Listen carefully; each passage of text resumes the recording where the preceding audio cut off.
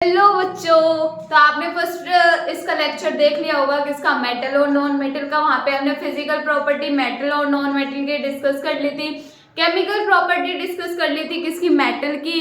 तो इस वीडियो में हम केमिकल प्रॉपर्टी पढ़ेंगे नॉन मेटल के, और हम इसमें पढ़ेंगे कि मेटल नॉन मेटल के साथ रिएक्ट क्यों करता है और बॉन्ड क्यों बनते हैं।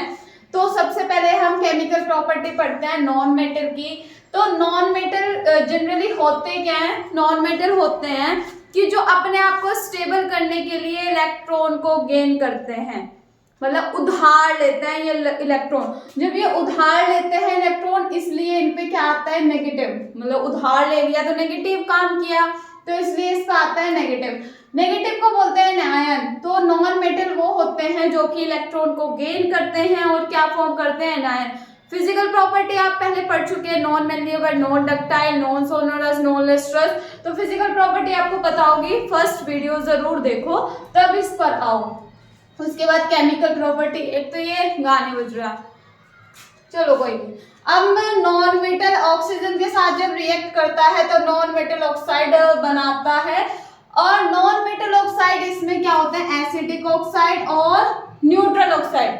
हमने मेटल में क्या पढ़ा था कि मेटल ऑक्साइड क्या होते हैं, एम्फोटेरिक ऑक्साइड होते हैं और बेसिक ऑक्साइड होता है। आपने देखे नहीं है, पता चल रहा है मुझे वीडियो, क्योंकि अगर देखते तो कुछ तो मैंने उसमें बहुत सारी चीजें बोलती तो उनके आंसर करते ना, आप देख नहीं रहे। चलो कोई नहीं, मत देखो।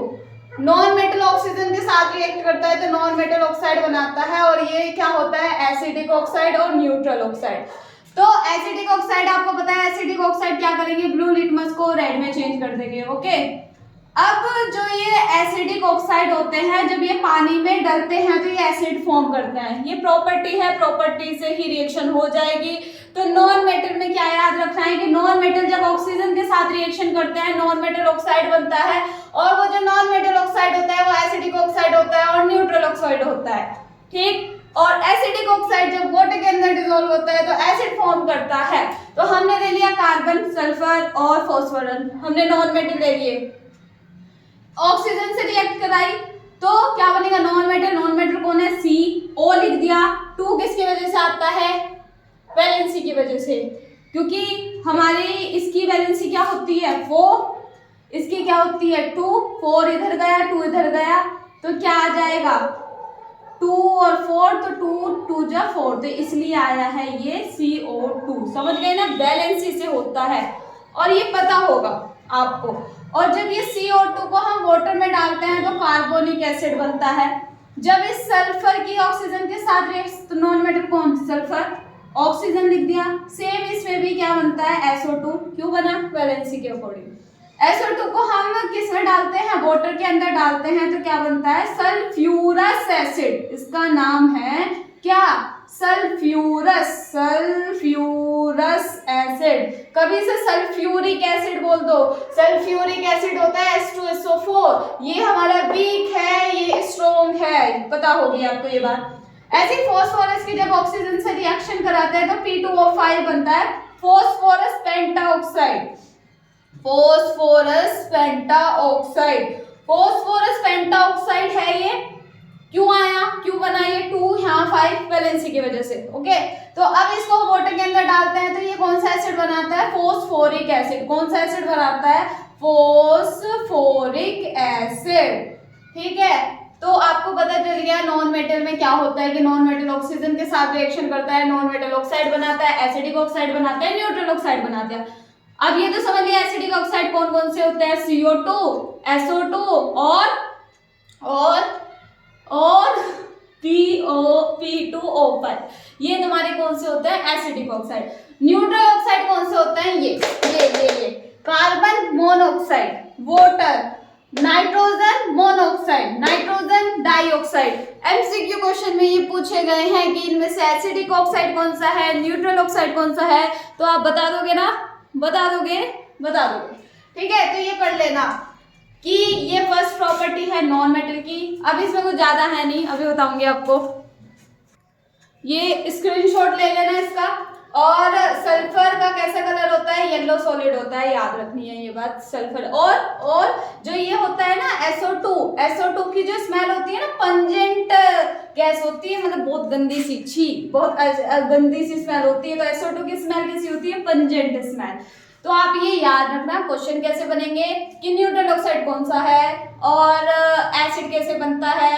नॉन मेटल जब वाटर के साथ रिएक्ट करता है तो हमारा एसिड बन जाता है। जैसे कि कार्बोनिक एसिड कैसे बनता होगा, ये है ना कार्बोनिक एसिड। तो इन्वायरमेंट में CO2 है, तो जब वो वाटर के साथ रिएक्ट हो जाती है तो कार्बोनिक एसिड बनता है।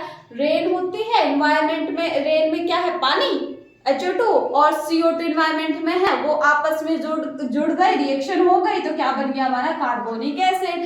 तो इनको इस तरह समझना।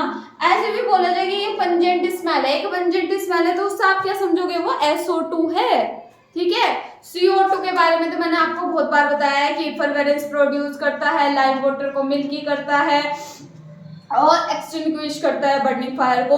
तो ये जो वर्ड है ना, इन्हें क्वेश्चन में रखे जाएंगे और आपको समझना होगा किसकी बात कर रहा है, तो इसलिए ये पढ़ने आपको जरूरी है। आई होप आपको ये समझ आ गया होगा जो मैंने इसमें बताया है। आपको फर्स्ट प्रॉपर्टी क्लियर हो गई होगी कि जब नॉन मेटल ऑक्सीजन के साथ रिएक्ट करता है तो क्या बनाता है? एसिडिक ऑक्साइड और न्यूट्रल ऑक्साइड। याद रखना, एसिडिक कौन से ऑक्साइड हैं, न्यूट्रल कौन से ऑक्साइड हैं। फर्स्ट में देख लेना एक बार दोबारा से, क्योंकि क्वेश्चन इसी तरह पूछे गए हैं। मैं इसी तरह पढ़ा रही हूँ जिस तरह क्वेश्चन आए हुए हैं, क्योंकि आप सोचोगे दीदी ने ये चीज़ नहीं बताई, वो नहीं, क्योंकि अब जल्दी जल्दी वीडियो बनानी है तो इसलिए मैं थोड़ा ऐसे फास्ट ही बता रही हूँ। तो आपको कुछ भी प्रॉब्लम हो तो मुझे कमेंट कर देना, जिससे मुझे पता चल जाए। अब देखो दूसरी प्रॉपर्टी है कि जब नॉन मेटल वाटर के साथ रिएक्शन करता है तो नो रिएक्शन होते हैं। क्यों? यहाँ H2O है, तो नॉन मेटल तो हाइड्रोजन से लेस रिएक्टिव है, क्योंकि नीचे आपका था, क्या था आपका? गोल्ड था, गोल्ड सिल्वर नीचे आ रहे थे रिएक्टिविटी सीरीज में, उससे नीचे हमारे नॉन मेटल ही आएंगे। तो हाइड्रोजन से नॉन मेटल लेस रिएक्टिव होता है, ये लेस रिएक्टिव होते हैं, तो इनके अंदर इतनी ताकत नहीं है कि इस हाइड्रोजन को डिस्प्लेस कर पाए। ओके, तो रिएक्शन ही नहीं देते। कभी रिएक्शन कराने बैठ जाओ कि भाई कार्बन की मैं रिएक्शन कराऊंगा H2O से, तो ये रिएक्शन नहीं होती है। समझ गए ये बात? बाकी नॉन मेटल एसिड के साथ भी रिएक्शन नहीं करते, क्योंकि यहाँ पर भी H बैठा हुआ है, H2SO4 में, Cl में, या फिर HNO3 में H बैठा हुआ है, तो रिएक्शन नहीं देते। अब ये जो नॉन मेटल होते हैं, जब इनके सॉल्ट सॉल्यूशन के साथ रिएक्शन होती है, मतलब इसमें भी हमारा क्या होता है कि जैसे कि एक ही ये याद रख लेना, वैसे पूछा इतना गया नहीं है। जैसे कि हमने सॉल्ट सॉल्यूशन ले लिया सोडियम ब्रोमाइड का, क्लोरीन के साथ रिएक्ट कराई, तो क्लोरीन इससे ज्यादा रिएक्टिव है, इसको डिस्प्लेस कर दिया तो NaCl बनाया और ब्रोमीन बाहर चला गया। फिर फिफ्थ प्रॉपर्टी पे आता है। फिफ्थ प्रॉपर्टी हमें क्या बोलते हैं कि जब नॉन मेटल की रिएक्शन क्लोरीन से होती है तो नॉन मेटल क्लोराइड बनता है। क्या बनता है? Non metal chloride. तो मतलब हमारा क्या बन गया? हाइड्रोजन क्लोराइड बन गया।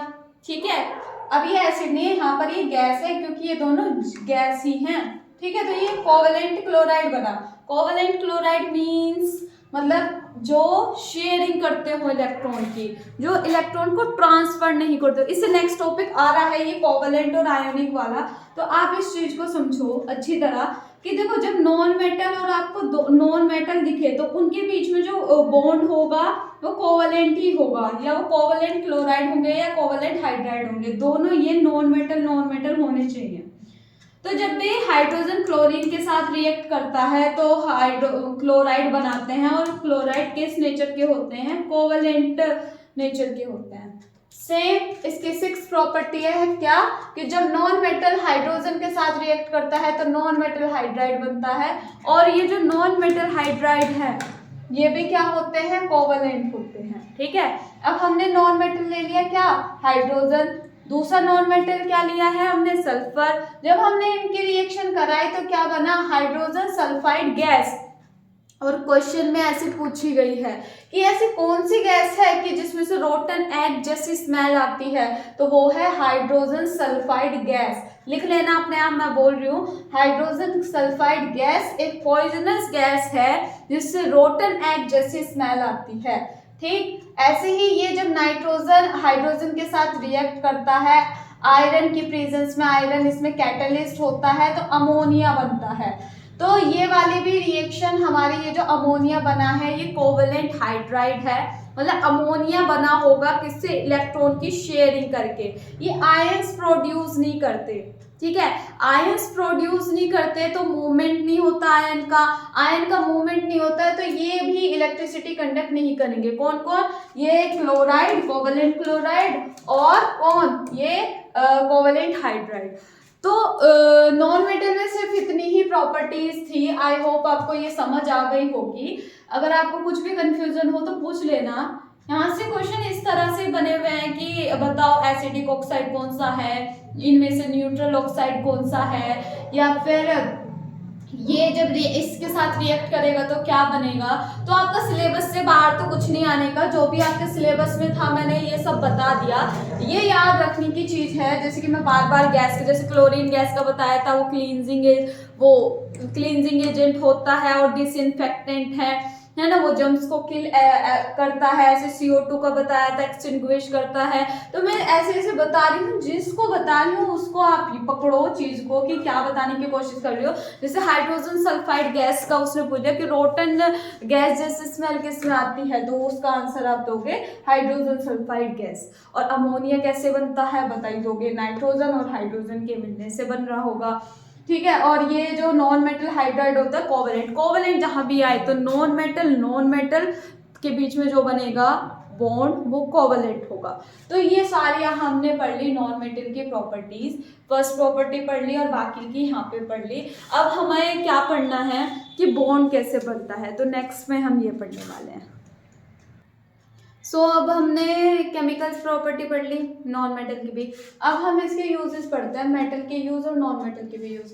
ये क्यों पढ़ा रही हूँ, क्या पता आ जाए एक दो MCQ क्वेश्चन इससे। जो कॉपर और एल्यूमिनियम, ऐसे थोड़ा थोड़ा आप लिख लेना, समझ लेना। अभी जैसे मैं बोल रही हूँ अभी के अभी याद कर लेना। कॉपर एल्यूमिनियम इलेक्ट्रिक करंट के लिए यूज होते हैं, ठीक है। बेस्ट तो आपका सिल्वर था, लेकिन इतने महंगे तार लगाए हो कौन, है ना। तो copper aluminium electric current produce कराने के लिए यूज करे जाते हैं। आयरन कॉपर एल्यूमिनियम बर्तन इक्विपमेंट बनाने के लिए, मशीन वगैरह के लिए बनाने के लिए और बर्तन वगैरह के लिए यूज किए जाते हैं। कौन, आयरन कॉपर एल्यूमिनियम।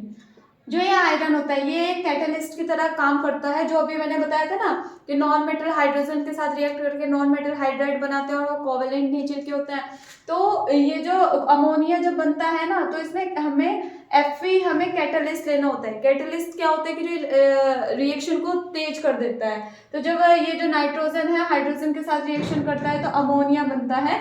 तो इस प्रोसेस को हैबर प्रोसेस बोलते हैं। जिंक हमारा किस में यूज होता है, गैल्वेनाइजिंग में प्रोसेस में यूज होता है, रस्टिंग से प्रोटेक्ट करने के लिए। उस पर जिंक की क्या कर देते हैं, कोटिंग कर देते हैं, जिससे कि क्या नहीं होता, रस्ट नहीं लगता है। क्रोमियम और निकेल स्टेनलेस स्टील के लिए यूज किया जाता है। मतलब घर पे अगर हमें टंकी वगैरह होता है तो वहाँ पे क्रोमियम, अच्छी टंकी वगैरह यूज करने के लिए हम क्रोमियम और निकेल का यूज करते हैं। एल्यूमिनियम फॉइल, जिसमें खाना पराठे वगैरह पैक करके ले जाते हैं, तो एल्यूमिनियम वहाँ यूज होता है। गोल्ड सिल्वर आप जानते हो ज्वेलरी के लिए। Hg मरकरी थर्मोमीटर में यूज होता है। सोडियम हमारा न्यूक्लियर एनर्जी में यूज होता है। लेड जो हमारा होता है कार बैटरीज में यूज होता है। तो तुम्हारे ये यूजेस पूछे जा सकते हैं और तुम्हें पता भी होना चाहिए कि हम मेटल पढ़ रहे हैं, इनके कहाँ कहाँ अलग अलग क्या यूज होता है। आ जाओ नॉन मेटल में। हमारा हाइड्रोजन का जो मेन यूज है वो वेजिटेबल ऑयल को वेजिटेबल घी में कन्वर्ट करता है, हाइड्रोजन। अमोनिया एक फर्टिलाइजर की तरह यूज होता है। लिक्विड हाइड्रोजन जो होता है रॉकेट फ्यूल में यूज किया जाता है। कार्बन की जो एक फॉर्म होती है जिसे ग्रेफाइट बोलते हैं, इसके इलेक्ट्रोड बनाए जाते हैं क्योंकि graphite is a good conductor of electricity, ये एक एक्सेप्शन था। और जो नाइट्रोजन है उससे नाइट्रिक एसिड और अमोनिया बनता है, NH3 means ammonia. Sulphur vulcanization of rubber में यूज होता है और ये फंगिसाइड होता है और इससे गन पाउडर, जो गन का पाउडर होता है वो इससे बनाया जाता है। तो ये आप ऐसे ओरली थोड़ा थोड़ा पढ़ लेना, तो क्या पता एक दो क्वेश्चन इसमें से लग जाए। ओके, आपका अब नेक्स्ट टॉपिक है कि ये बॉन्ड बनता क्यों है ना, क्यों बना रहे हैं, क्यों HCl बना, क्यों CO2 बना, क्यों मतलब बॉन्ड बनते क्यों हैं, क्यों ये कंपाउंड बन गए, C6H12O6 बना क्यों है, ये सारे जो कंपाउंड है बने क्यों हैं, एलिमेंट रहते हैं अलग अलग रहते हैं। तो CaCO3 क्यों बना है, तो ये कंपाउंड क्यों बनते हैं, ये बनते हैं किस वजह से वो समझो। हमारे 118 एलिमेंट है, उनमें से कुछ ये वाली गैसेस हैं जिन्हें हम नोबल गैस बोलते हैं, ये इनर्ट गैस बोलते हैं। ये होती है helium, neon, argon, krypton, xenon, radon. इसे याद करने का तरीका है हीना, नीना और कैटरीना एक्स-रे कराने गई थी ना, इस तरह से आप याद कर लेना। तो या फिर ऐसे याद कर लो helium, neon, argon, krypton, xenon, रेडन।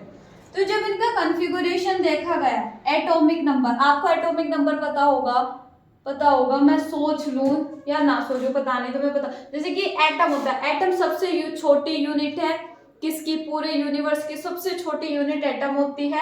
Atom में बीच में न्यूक्लियस होता है, बाहर इलेक्ट्रॉन घूमते हैं शेल में। शेल कौन कौन सी होती है, K, L, M, N, ये शेल होती हैं, ठीक है, जो न्यूक्लियस के बाहर होती है K, L, M, N। तो K में कितने इलेक्ट्रॉन रहते हैं, 2, L में कितने रहते हैं, 8, M में कितने रहते हैं, 8, फिर 18, फिर 32, इस तरह से होता है, पता होगी ये बात। तो जितने एक एटम में इलेक्ट्रॉन होते हैं, number of electron in an atom, वो ही क्या होता है, एटॉमिक नंबर होता है। तो आपको अगर नहीं पता होगा, आप पता चल गया होगा एटॉमिक नंबर हम किसे बोलते हैं। तो पूरे पीरियोडिक टेबल में मतलब 118 एलिमेंट में से सिर्फ ये नोबल गैस होती है जो कि क्या होती है, अनरिएक्टिव होती है, मतलब ये किसी के साथ बॉन्ड नहीं बनाती, ठीक है, कोई भी कंपाउंड नहीं फॉर्म करते। तो इनकी तरह ये बिल्कुल हैप्पी हैं, किसी के साथ बॉन्डिंग नहीं करेगी। लेकिन आपको जब 11th में आओगे तो आपको पता लगेगा जीनन के कंपाउंड आपको देखने को मिलेंगे, लेकिन अभी यहीं तक पढ़ते हैं, जितना आपका सिलेबस है उतना ही पढ़ते हैं। तो इसकी तरह बनना चाहता है सब, कि भाई किसी का कोई इंस्पिरेशन होता है कि हमें इसकी तरह बनना है। इसी तरह इन एलिमेंट्स में भी था कि इनको देखा कि भाई ये तो बहुत स्टेबल है, खुश है अपनी लाइफ में, किसी से मतलब अपनी इन्हें किसी से और किसी से मतलब नहीं है, कोई बॉन्ड बनाएंगे ही नहीं है। तो बाकी के एलिमेंट भी चाहते हैं कि हम भी इनकी तरह स्टेबल हो। तो ये जो नोबल गैस होती है क्या होती है, स्टेबल होती है। तो अब इनका इलेक्ट्रॉनिक कॉन्फ़िगरेशन देखा गया। इलेक्ट्रॉनिक कॉन्फ़िगरेशन करते कैसे हैं कि K शेल में रहेंगे 2 इलेक्ट्रॉन, इसमें 8, इसमें 8, फिर इसमें 18, फिर 32, इस तरह होता है। तो जैसे 2 था इसका, तो K में 2 ही रह गई, यहाँ 10 था तो इसमें 2 रह सकते हैं, बाकी के नेक्स्ट में भेज दो। ऐसी इस तरह से ये कॉन्फ़िगरेशन कर लिए गए, आपको आते होंगे कॉन्फ़िगरेशन करने। अब इसमें आउटर मोस्ट शेल में 2 इलेक्ट्रॉन देखा गया, बाकी सब में 8 इलेक्ट्रॉन देखा गया, ठीक है। तो ये जो वैलेंस शेल में इलेक्ट्रॉन देखे गए, तो बाकी के एलिमेंट भी ये चाह रहे थे कि हम भी इनकी तरह बन जाए, हमारे भी कॉन्फ़िगरेशन इन नोबल गैस की तरह बन जाए, ठीक है। एक और बात कि देखो, जब K शेल में बस 2 इलेक्ट्रॉन हो, आगे कुछ ना इलेक्ट्रॉन हो, कोई भी इलेक्ट्रॉन नहीं हो, या आप ऐसे करने लगो 2 8 2 होगा तो ये स्टेबल होगा, ये स्टेबल नहीं होगा। स्टेबल तब होगा जब K शेल में 2 हो और आगे कुछ ना हो, मतलब अगर डिप्लेट फॉर्म कर रहा होगा तो स्टेबल हो जाएगा, वरना आउटर मोस्ट शेल में अगर 8 इलेक्ट्रॉन होंगे तो वो ऑक्टेट पूरा करेगा तो वो स्टेबल होगा। तो एलिमेंट को स्टेबल होने के लिए क्या चीज करनी होगी, या तो अपना ड्यूप्लेट पूरा कर दे या फिर अपना ऑक्टेट पूरा कर ले। ये बात आपको समझ आ गई होगी। अब तो आपको समझ आया कि 118 एलिमेंट हैं, उनमें से ये जो नोबल गैसेस होती हैं ये स्टेबल हैं, तो बाकी के एलिमेंट भी चाहते हैं कि हम इनकी तरह बने, जैसा इनका कॉन्फ़िगरेशन है वैसा ही हम अपना कॉन्फ़िगरेशन करें। तो ये जो नोबल गैसेस होती हैं डुप्लेट और ऑक्टेट बनाती हैं, तो बाकी के एलिमेंट में भी सोचा कि हम भी या तो डुप्लेट बनाएं या ऑक्टेट बनाएं। तो बॉन्ड क्यों बने, रीजन क्या है, क्योंकि वो इनकी तरह अपने आप को स्टेबल करना चाहते हैं, मतलब कि वो क्या करना चाहती है, इनर्ट गैस कॉन्फ़िगरेशन अपना करना चाहते हैं। बाकी के एलिमेंट इनर्ट गैस कॉन्फ़िगरेशन करना चाहते हैं। अब या तो बॉन्ड कैसे बन सकता है, या तो अगर इलेक्ट्रॉन की कमी है तो इलेक्ट्रॉन गेन कर ले, या तो बनेगा बॉन्ड गेन करके, या फिर इलेक्ट्रॉन ज्यादा है तो 8 करने के लिए वो लूज कर देगा, तो या तो लॉस करके इलेक्ट्रॉन बन सकते हैं, या फिर गेन लॉस करके या फिर गेन करके, या फिर शेयरिंग करके, है ना, कि भाई तेरे पास 4 इलेक्ट्रॉन है, मेरे पास 4 इलेक्ट्रॉन है, चल शेयरिंग कर लेते हैं, तो 4 अपने भी दे, मैं भी दे रहा हूँ, तो मेरे पास भी 8 हो गए, तेरे पास भी 8 हो गए, तो हम दोनों स्टेबल हो गए। तो इस तरह बॉन्डिंग बन जाती है। वो जो बॉन्डिंग है, इस वजह से कंपाउंड में आयनिक बॉन्ड या कोवलेंट बॉन्ड बनते हैं। ठीक है, इसे रफ करके अभी बता रही हूँ। तो आपने अभी पढ़ा कि बॉन्ड क्यों बना रहे हैं, क्योंकि जो नोबल गैस कॉन्फ़िगरेशन करने के लिए, उनके जैसे कॉन्फ़िगरेशन करने के लिए, मतलब ऑक्टेट और ड्यूप्लेट पूरा करने के लिए बॉन्ड बनेगा। मेनली बॉन्ड 2 टाइप से बनता है, एक तो आयनिक बॉन्ड और एक होता है कोवलेंट बॉन्ड। आयनिक मीन्स क्या, आयंस मीन्स क्या, या तो पॉजिटिव बनेगा या नेगेटिव बनेगा। पॉजिटिव मतलब केटायन बनेगा, और केटायन कौन बनाएंगे, मतलब जो इलेक्ट्रॉन को लूज करेंगे, जो इलेक्ट्रॉन को लूज करेंगे, मतलब इलेक्ट्रॉन को लूज कौन करता है, तो मेटल करते हैं। तो आपको पता चल गया केटायन बनाएगा कौन। और माइनस को बोलते हैं एनायन, एनायन कौन बनाएगा, नॉन मेटल। नॉन मेटल कौन, जो इलेक्ट्रॉन को गेन करते हो। ठीक है, तो ये चीज आपको क्लियर हो गई। आयन क्या होता है, केटायन एनायन, केटायन मेटल बनाएंगे और एनायन नॉन मेटल बनाएंगे। अब ये जो आयनिक बॉन्ड होता है, ये बनता कैसे है, जब इलेक्ट्रॉन का ट्रांसफर हो एक एटम से दूसरे एटम में, जब इलेक्ट्रॉन का ट्रांसफर हो एक एटम से दूसरे एटम पे। देखो जैसे कि मैं एग्जांपल लूं, हमने ले लिया NaCl। अब आपको यार एटॉमिक नंबर याद होंगे, इसका होता है 11 एटॉमिक नंबर है, तो इसका हो जाएगा 281। तो इसके आउटर मोस्ट शेल में कितना है, अगर ये एक को दे देगा तो इसका ऑक्टेट पूरा हो जाएगा। तो इसे इस एक इलेक्ट्रॉन को अपने पास से हटाना है, और इसमें इसका कॉन्फ़िगरेशन होता है 287। तो यहाँ पे हो जाते हैं 7, 1 2 3 4 5 6 7। तो अगर ये इसको एक चाहिए इलेक्ट्रॉन, अगर इसको एक मिल गया तो ये स्टेबल हो जाएगा, और एक इसने निकाल दिया तो ये दोनों आपस में दोस्ती कर लेते हैं, और उस दोस्ती का नाम दिया जाता है आयन, आयनिक बॉन्ड। कौन सा, इनके बीच में बॉन्ड कौन सा होता है, आयनिक। तो इसको एक निकालना था, इसका एक निकाल के फायदा था, इसका एक इलेक्ट्रॉन लेने से फायदा था, तो इसने बना लिया Na+ और Cl-।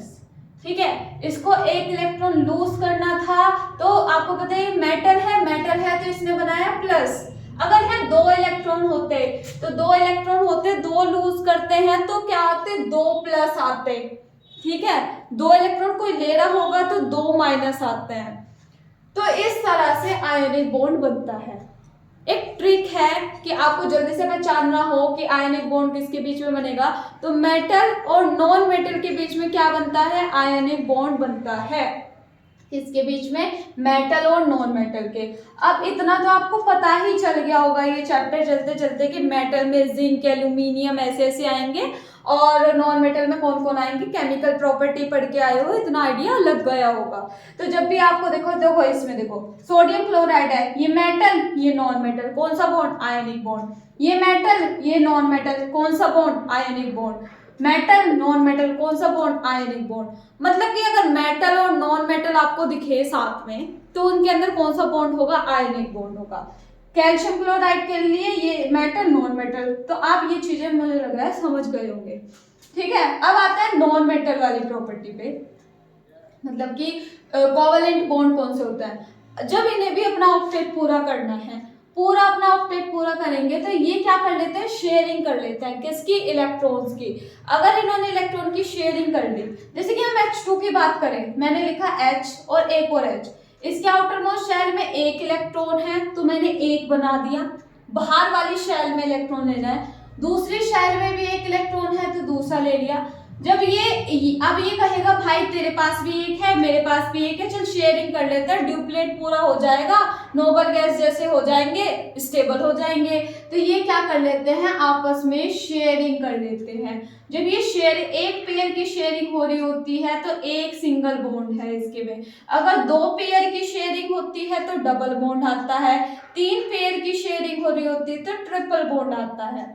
जैसे कि हम बात करें N2 की, N2 नाइट्रोजन का एटॉमिक नंबर होता है कितना, 7, तो ये कितना हो जाता है 2 और 5। इसको कितने इलेक्ट्रॉन चाहिए, 3 इलेक्ट्रॉन चाहिए। तो भाई यहाँ पे हमने नाइट्रोजन लिखा, यहाँ पे नाइट्रोजन लिखा, तो क्या होगा कि ये लिखा, इसके आउटर मोस्ट शेल में कितने हैं 1 2 3 4 5, इसके भी 1 2 3 4 5। अब ये कहता है कि अब मेरे पास कितने हैं 5 हैं 6 7 8, तू मुझे 3 दे दे, मैं तुझे अपने 3 दे दूंगा और हम स्टेबल हो जाएंगे। तो ये 3 इलेक्ट्रॉन की शेयरिंग कर देंगे। और देखो कितने पेयर की शेयरिंग हुई है, 3 पेयर की शेयरिंग हुई है। तो इसलिए जो नाइट्रोजन होता है उसके अंदर कितने बॉन्ड होते हैं, ट्रिपल बॉन्ड होते हैं। तो इस तरह से शेयरिंग होती है इलेक्ट्रॉन की। अब आपको कहाँ प्रॉब्लम आएगी, अगर आपको एटॉमिक नंबर याद नहीं होंगे या आपको इलेक्ट्रॉनिक कॉन्फ़िगरेशन नहीं करना आता होगा।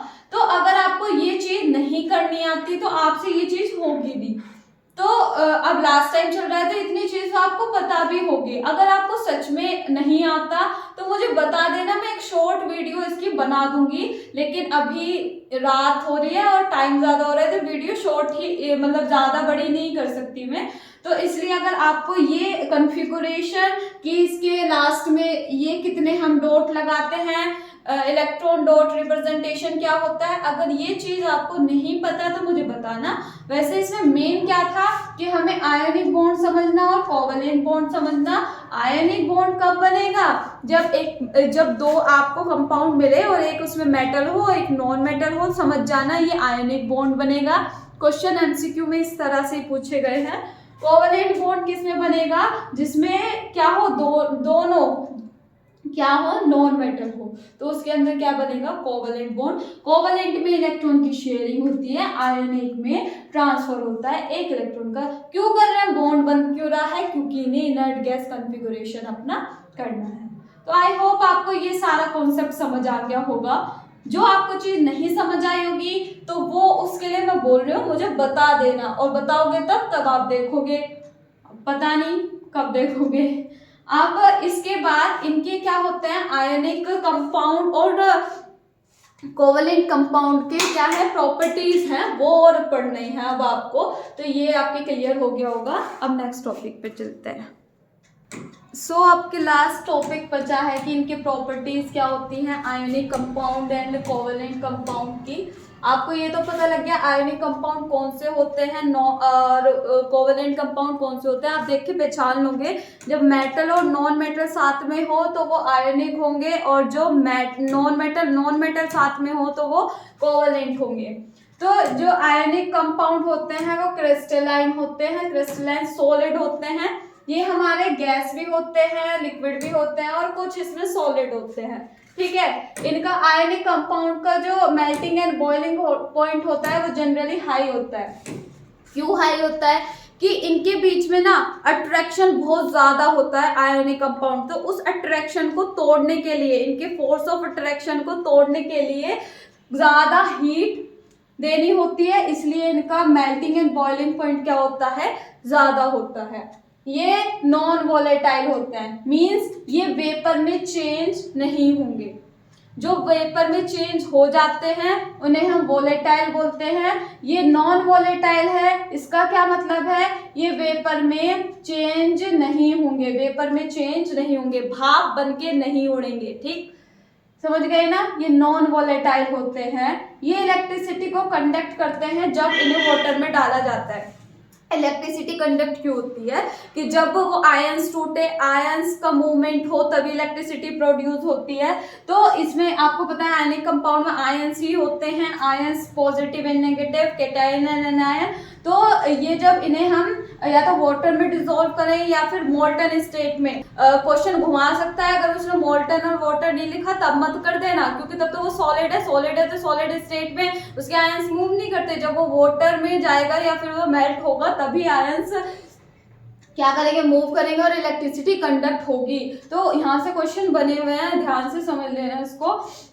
और ये सोल्यूबल होता है वाटर में और इनसोल्यूबल होता है इनऑर्गेनिक सॉल्वेंट में। मतलब अगर हम वाटर में डालेंगे तो ये सोल्यूबल होगा। अगर अल्कोहल केमिकल है, शराब समझ सकते हो, तो उसमें अगर हम डालेंगे तो ये इनसोल्यूबल होते हैं, कौन, आयनिक कंपाउंड, लेकिन ये वाटर में सोल्यूबल होते हैं। सेम आप इस पे आते हैं कोवलेंट कंपाउंड पे। ये लिक्विड भी होता है, गैस भी होता है, कुछ सॉलिड होता है। इनका मेल्टिंग एंड बॉइलिंग पॉइंट लो होता है और ये वोलेटाइल होता है, मींस ये वेपर में चेंज हो जाते हैं। किस में चेंज हो जाते हैं? वेपर में चेंज हो जाते हैं।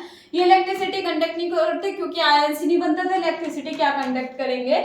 इनसॉल्युबल होता है वाटर के अंदर और सॉल्युबल होते हैं ऑर्गेनिक सॉल्वेंट के, मतलब ये पानी के अंदर तो नहीं घुलेंगे, लेकिन अल्कोहल, ईथर, एसीटोन, इन सब केमिकल्स ऑर्गेनिक सॉल्वेंट के अंदर ये घुल जाते हैं। सो आपका ये चैप्टर यहाँ पे खत्म होता है। आपको जो भी क्वेरी हो या फिर अगर आपको क्वेश्चंस भी समझने हैं तो मुझे बताओ, कमेंट करो, ठीक है। और कुछ भी दिक्कत हो तो मुझे बताना। बाकी ये चैप्टर यहाँ पर खत्म हो गया है। चलो बाय बाय।